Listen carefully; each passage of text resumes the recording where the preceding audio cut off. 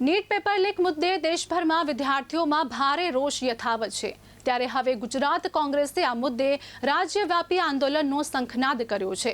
હિંમતનગર ખાતે યોજાયેલી પત્રકાર પરિષદમાં વિપક્ષના નેતા તુષાર ચૌધરીએ સરકાર પર નિશાન સાધતા કહ્યું કે લાખો વિદ્યાર્થીઓના ભવિષ્ય સાથે થયેલા ખેલ ખલાફી સામે કોંગ્રેસ ચૂપ નહીં બેસે।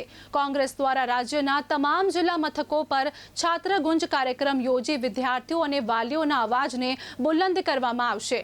પક્ષનો આક્ષેપ છે કે પેપર લીક કાંડના મૂળ સૂત્રધારો સામે હજુ સુધી કડક કાર્યવાહી થઈ નથી અને જવાબદારોને બચાવવાનો પ્રયાસ થઈ રહ્યો છે। હવે કોંગ્રેસના રાજ્યવ્યાપી વિરોધ બાદ સરકાર શું પગલાં ભરે છે તેના પર સૌની નજર મંડાઈ છે।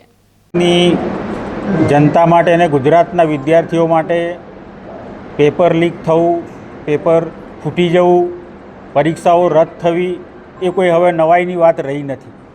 પણ જ્યારે દેશની અતિ મહત્ત્વની કે જે લોકો ડૉક્ટર બનવા ઈચ્છતા હોય એના માટેની જે નીટની પરીક્ષા એનું પેપર લીક થાય ને એ પરીક્ષામાં જ્યારે 22 લાખ કરતાં પણ વધારે વિદ્યાર્થીઓ સમગ્ર દેશના પરીક્ષા આપવા જઈ રહ્યા હોય, દોઢ 2 વર્ષથી એ નીટ પરીક્ષાની તૈયારીઓ કરતા હોય, 1.32 લાખ કરોડ જેટલો એનો ખર્ચો વિદ્યાર્થીઓના માથે આવતો હોય અને એ પેપર લીક થઈ જાય અને પરીક્ષા રદ થઈ જાય એના કારણે એ વિદ્યાર્થીઓ આજે માનસિક હતાશામાં જતા રહ્યા છે।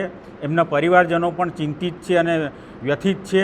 અને આજે તમે ગુજરાતની વાત કરીએ તો ગુજરાતમાં લગભગ 80,000 જેટલા વિદ્યાર્થીઓ નીટની પરીક્ષા આપવાના હતા। જ્યારે આ રવિવારે ફરી પરીક્ષા લેવા